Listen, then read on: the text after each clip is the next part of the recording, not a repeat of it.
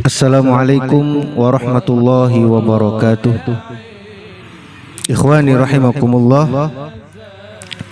Pada permulaan Islam, ketika orang-orang baru memeluk agama Islam, mereka menyembunyikan keislamannya. Rasulullah Shallallahu Alaihi Wasallam sendiri menganjurkan hal tersebut agar mereka tidak mengalami kesulitan. Setelah pemeluk Islam mencapai 39 orang, Sayyiduna Abu Bakar meminta izin kepada Rasulullah untuk mengumumkan keislamannya secara terang-terangan. Pada mulanya Rasulullah tidak memberikan izin, tetapi setelah beberapa kali Sayyiduna Abu Bakar mendesak, akhirnya Rasulullah pun memberikan izin. Sayyiduna Abu Bakar kemudian beliau menyampaikan khutbahnya. Inilah khutbah yang pertama kali disampaikan. Pada hari itu juga Sayyiduna Hamzah masuk Islam, dan 3 hari kemudian Sayyiduna Umar juga masuk Islam. Setelah khutbah dimulai, orang-orang kafir dan musyrik berdatangan dari 4 penjuru mata angin dan menyerang kaum muslimin. Meskipun Sayyiduna Abu Bakar radhiyallahu an di Mekah dikenal sebagai pemuka masyarakat, tetapi beliau dipukuli oleh orang-orang kafir tersebut hingga berlumuran darah. Hidung dan telinga beliau dilumuri darah hingga masyarakat tak mampu lagi mengenali wajah beliau. Beliau ditendang dan dipukuli, dan mereka melakukan apa saja yang bisa mereka lakukan hingga akhirnya Sayyiduna Abu Bakar pun pingsan.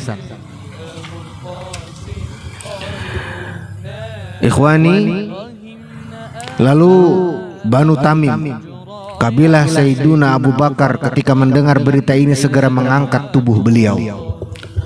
Menurut anggapan mereka, Sayyiduna Abu Bakar sudah sulit diselamatkan akibat penganiayaan yang teramat kejam tersebut.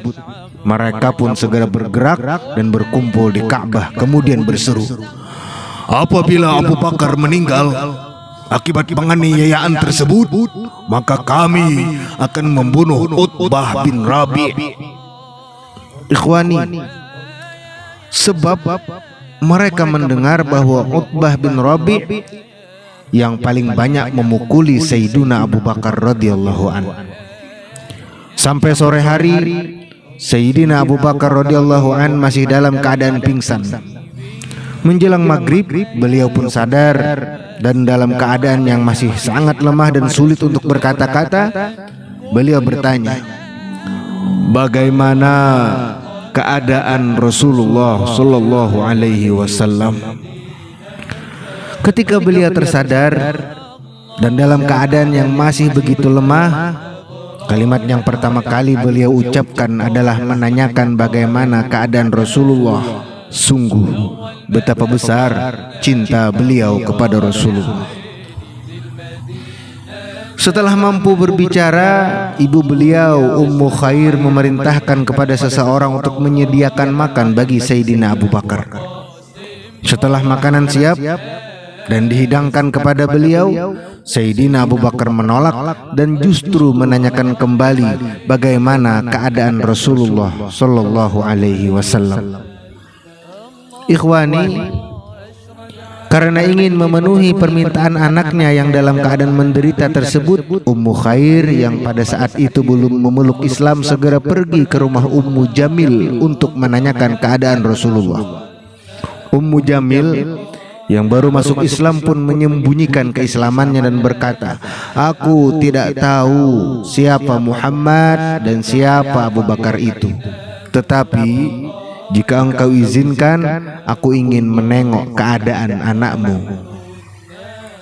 Setelah diizinkan untuk menengok Sayyiduna Abu Bakar, Ummu Jamil pergi ke rumah Sayyiduna Abu Bakar. Melihat keadaan beliau yang sangat parah, Ummu Jamil tidak sampai hati dan tanpa sadar ia menangis dan berkata, "Apa yang telah dilakukan oleh orang-orang jahat itu? Semoga Allah membalas perbuatan mereka." Sayyidina Abu Bakar kemudian berkata, bagaimana keadaan Rasulullah. Ummu Jamil memberikan isyarat kepada Sayyiduna Abu Bakar karena khawatir ibunya mendengar. Sayyiduna Abu Bakar berkata, "Jangan takut kepada ibuku." Ummu Jamil pun menjelaskan bagaimana keadaan Rasulullah. Benarkah Rasulullah Shallallahu Alaihi Wasallam selamat? Di mana beliau sekarang? Ucap Sayyiduna Abu Bakar. Beliau sekarang berada di rumah Arqam. Jawab Ummu Jamil. Demi Allah, aku tidak akan makan dan minum sebelum bertemu dengan Rasulullah, seru Sayyiduna Abu Bakar.